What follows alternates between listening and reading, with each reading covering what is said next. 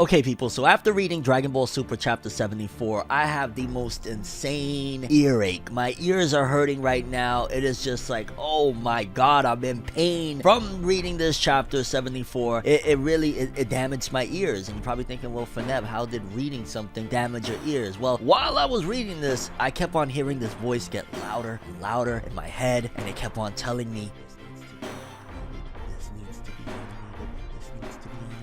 this needs to be animated. Yes, people, this thing needs to be animated. This was drawn almost as if it was a storyboard meant to be animated, because the amount of action in Dragon Ball Super 74 with the battle of Vegeta versus Granolah was insane. It was just straight up a brawl, knuckle, full-on drag-on battle between Vegeta and Granolah. And while there were definitely some ups, especially towards the end that we're going to talk about, for the most part, it was definitely hands down drawn with the anime, the inevitable anime in mind, because eventually that's going to come. Because fam, the amount of action, which I love action, and I'm not complaining about it because it was really dope action, and it wasn't like Vegeta was just pounding on Granolah like it was nothing throughout it. It was actually a challenge, but yeah, definitely a lot of action. And that transformation at the end, fam, that transformation, I'm going to dub it, you know, because there's several different names that we could call it. I'm going to dub it. Find out next time on Dragon Ball Z. No, people, I'll let you know all of my thoughts. Let's get into it. No matter how you move, get it done. No matter how you move, get it done. No matter how you move, get it done. No matter how you move, get it done.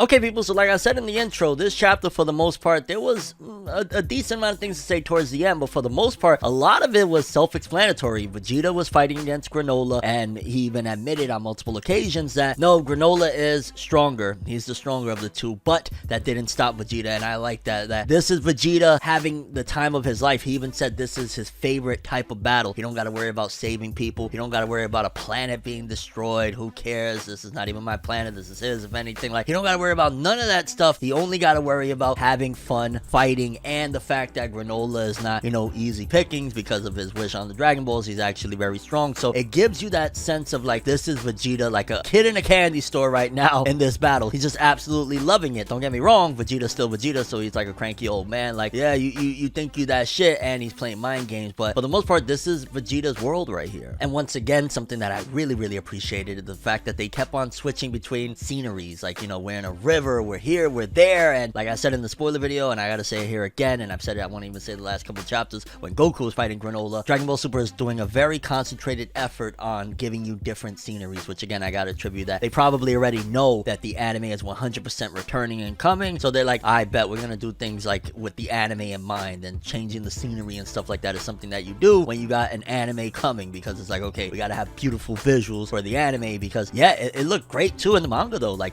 just seeing them in different sceneries and stuff, it gives you a sense of like, yo, this battle is really going. And fam, when Goku woke up and he's like, oh shit, Vegeta entered the battle, no, you got knocked the fuck out and Vegeta had to get in, he made it seem like, oh, Vegeta just entered the battle. Like, no, if he didn't get in, y'all will both be dead right now, stupid. Like, I mean, again, I'm not gonna rage, because, you know, we talked about the rage in the last video of like Goku taking the L and the same formula, yada yada yada, but now Goku is basically being on the sidelines, and I like that. At the very least, the way they're setting it up, we could very well be disappointed, we'll get to that in a little bit, but the way they're setting up, it looks like Vegeta really has full control of this whole situation. Even though he's losing throughout the battle against Granolah, he still has it like, you feel like, yo, Big Daddy Dog is on the scene right now, as Goku's there like, you enter the battle, Vegeta? Yes, he entered the battle, motherfucker. You would be dead if he didn't enter the battle. And Vegeta, fam, the way he's maneuvering, because, okay, one of the things is that, and this is only something, again, that Vegeta would do, Goku really don't use tactics like this, because Goku, he's kind of hard. He doesn't like to do bad things and shit. So Vegeta, since he knows that Granolah is stronger than him, he's aware, he said it again, like I said, throughout the chapter, he's like, yeah, you're stronger than me, but that'll mean nothing. That doesn't mean that the fight is completely decided. That just means that I gotta do different things. And he's ultimately using mental strategy, having Granolah blast at him and destroying his city, because he knows, based on everything Granolah's been saying throughout these last couple chapters, that, oh, he wants revenge, he loves his place that they destroyed, and if you get him to destroy his own things, you're gonna get him off of his game, get him off of his rocker, and bam, that's where you have the opportunity to kick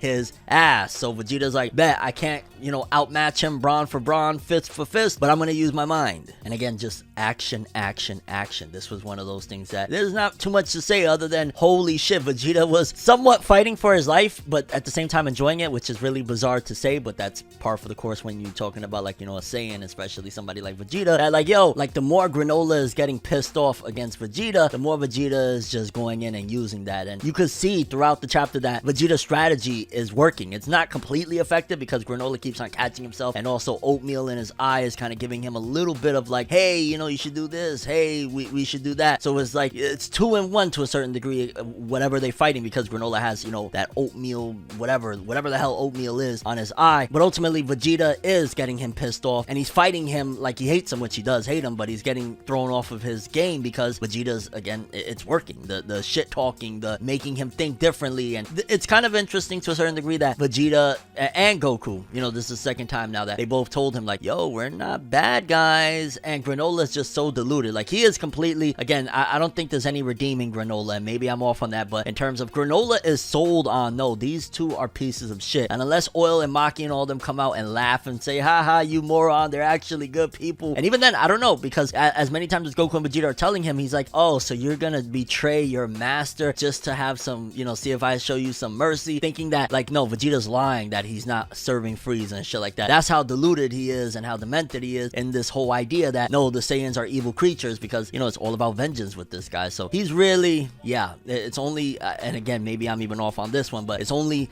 them stepping in, Oil, Maki, and all of them, that might put him at bay to say like, oh shit, I was wrong, fuck. But before all that happens, I just want to see Vegeta beat the shit out of him and him be out cold, but that's just me. And then Granola's signature move that he used basically to take out Goku, he does it on Vegeta as well. I like that Vegeta was struggling trying to stop him, but he pierced through the armor and made Vegeta fall out of his form and go basically, like, you know, into his base form, and he's there bleeding out and everything. And I'm like, damn, shit just got real, fam. Which, oh my god, when he gets into the video games, when they put Granolah in video games and shit, that is hands down gonna be one of his specialties. Which, if you think about it, in terms of compared to what Dragon Ball Super and Dragon Ball Z is and has been for the longest time, of big blasts and all of these gigantic techniques, for it to just be a hand-to-hand combat thing of, yeah, I'm gonna just jab you in the stomach and knock you out and shit like that, that's a very different feel for Dragon Ball, especially again for a big villain like Granolah. So shout outs to that. I like that it takes it all the way back to the basics of what Dragon Ball initially started with, martial arts, of him doing that, just that chop to the stomach. And yeah, I mean, granted, he couldn't take Vegeta out the way he took Goku's punk ass. Oh, let me not do it. Let me not start talking shit about Goku. And then, fam, that page where Vegeta, after he gets, you know, hit in the stomach, pierced through the armor, he's like, this is my happy place. Like, fam, Vegeta sounds a little crazy at that particular point. This is my happy place. Just the thing to get a battle crazed Saiyan's blood pumping. Like, what, near death? I ain't gonna lie. Like, this is prime Vegeta right here. This is prime Vegeta, best Vegeta when he is having fun with battling. Yeah, this is his happy place, and it shows, because this is like, I don't know, has Vegeta been this awesome in Dragon Ball Super up until this point? Because again, like he said, he doesn't have to save people. He doesn't have to worry about protecting Earth or protecting a planet or protecting the universe like the Tournament of Power. All he has to do is fight. So I don't know. I love this version of Vegeta. It's not quite Majin Vegeta where he's just completely evil and he'll kill anything that walks next to him. But at the same time, he's not necessarily holding back. He's having fun and in a crazed way. But then, as Vegeta is there standing, he starts going and charging up and powering up to the point where it's kind of funny, because Granolah gets blowed back, and, you know, throughout this whole process, Granolah is surprised and like, holy shit, what's going on? And I'm just thinking to myself, why don't they ever do that with the older transformations? Like when he goes, you know, Super Saiyan, Super Saiyan 2, Super Saiyan 3, they're never shocked by any of that. Even God Mode or Blue, they're usually like, oh, well, what's this shit that you're doing now? But when the new one shows up, they're like, Nani sore, what the fuck? Like, what about the other dozen that you just seen? And I love the process. Like when this gets animated, I know Toei Animation is going to knock it out the park, because they added all those flames around him and shit like that, which I'm like, okay, I don't think we've seen something like that. Like normally it's just like an aura shit, but it looks like straight up flames. I don't know if it's black flames, like motherfucker got Materasu around him or some shit like that. But when he goes engulfed in flames, I'm like, let's go, baby, what is this? And Goku's description was kind of interesting as well. He said, Vegeta's changed, feels like God Ki to me, but not just any old God Ki. That's right, fam, God of Destruction Ki. Because we cut to and they give us each panel of like his body parts, which again, this is animate this shit, animate this shit. Granola's like, what happened to you? I didn't see any other transformations prior to this. And Vegeta is there, eyebrowless, dark black hair with still little flames around him, and he says, a god of destruction taught me that power derived solely from instinct is unbounded. So what I was saying in the beginning of this video, I'm going to call this form Vegeta Unbound. I know you're probably thinking like, yo, but what about Bojack? Fuck Bojack right now, okay? It's Vegeta Unbound, and it's gonna be very interesting to see how all this goes. For starters, if this is a god of destruction technique, and we talked about the hair color in the spoiler video where I was basically like, I don't know if it's gonna be black or purple. It looks more straight up black to me, which I prefer that. I think that that's really dope. It gives it a more epic and like iconic look, in my opinion. Like purple is just like, oh, another color down the road. His base hair is kind of like the Omen form, but at the same time his own version of it, and that's something that Dragon Ball Super has also introduced that I really love the idea of. That it's not just Goku gets form, Vegeta gets the same form, and then Goku gets another even stronger form. Now it's been like, well, Goku got Ultra Instinct, Vegeta had that special blue, what was it called again? Blue Evolution or some shit. Now Vegeta's getting his own form as well, which more than likely means that Goku's probably gonna get an advanced form of Ultra Instinct, but it seems as though this one also has something to do with your instincts. It's not necessarily Ultra Instinct, but maybe it's a God of Destruction version of it, because he said, again, that power derived solely from instinct is unbounded. So this could potentially be like the power to instinctively destroy shit. Like you don't even gotta think and you just start destroying shit. And just to talk real quick, because I know a lot of people are going back and forth about it. I'll be honest with you, I know I've seen people say that they hate it, they don't like it. Again, I'll say it again, I really like this form. It's simple, but it's bulky. I love the muscles coming back. I love the no eyebrows, similar to Super Saiyan 3, but it's not necessarily Super Saiyan 3. I rock with it. It's very simplistic. It's not over the top, and it's not just too simple of like a hair color replacement or anything. Like, it's perfect. I rock with it, and I'm looking forward to seeing what the hell it could do. Again, I'm thinking maybe instantaneous destruction, or the ability to slightly instantaneously move, but when you move, like the opponent gets like, I don't know, the particles start going. I don't know what the hell this could be, because we haven't seen Beerus, but then again, we haven't seen Beerus being pushed full force. So very curious what you guys think though about this form. How do you feel? I mean, for starters, the look. What do you think is going to be the hair color? Is it going to just be the black, or is it going to be purple, or is it going to be like, because again, the anime could do their own twist on it and have like flames all around. You don't even see it's just a head of flames or some crazy shit. What do you think about that? The no eyebrows, similar to like a Super Saiyan 3. What do you think are going to be the capabilities? If he's talking about power derived solely from instinct, do you think that it's going to be similar to Ultra Instinct, or it's going to be like something similar but still like having destructive powers? And what do you think is going to be the name? Again, I'm going with, he's going to call himself I'm Vegeta Unbound, but please, oh my god, don't put the thumbs up. Don't put the thumbs up and point at yourself, Vegeta. One more time,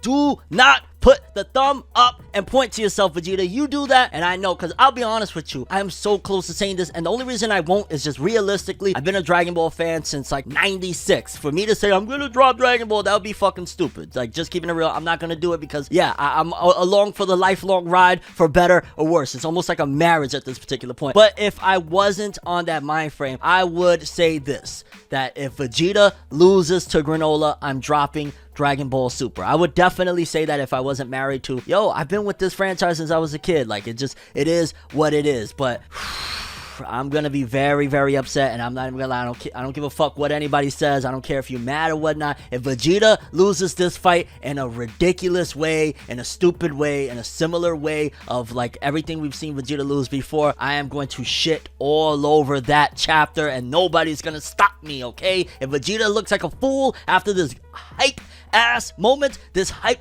ass transformation, I am ranting, I am shitting on it, I'm calling motherfuckers out, and I don't give a fuck. So we're not there yet. Fingers crossed, but I'm gonna be honest with you, call me pessimistic or whatever, I'm not gonna have much faith in this, because I'm not trying to have egg on my face, you know what I'm saying? I'm not trying to feel bamboozled yet again, like, oh yay. The only silver lining I'm gonna continue to throw out there is the fact that you got Maki oil in the heaters out there. So even if Vegeta gets this win, it's not like he won the big villain of the arc, because technically that power, that role could be transferred over to those guys. So Goku could still get the win, since Toei and all them love to, no, Goku must get the win. I get get it. We all love Goku, okay? Goku was like the father that raised us all, well, or died and didn't raise us all. But ultimately, this is Vegeta's time. If there's any time, now needs to happen. So get it done, Vegeta. Don't point, don't flex, none of that shit. Just kill him. That's it. Or just defeat him. Knock him out. Whatever it is, just win. And your overall thoughts and expectations with Dragon Ball Super Chapter 75 and beyond. Is Vegeta gonna win or is he going to lose? I'm gonna be so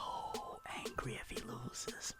Yeah. But that's all I have for this one. Thanks for watching. Hope you enjoyed. If you liked anything I had to say or enjoyed the video, drop me a like. I'd greatly appreciate it. And if you want more from me, make sure to subscribe. Follow me on Twitter, Instagram. Hit that bell to get all notifications. And if you want to follow any of my other social media, links are in the description below. I'm ForneverWorld, and as always, people, have an awesome day. And remember the golden rule. Anime and manga for life, boy. Have an awesome day.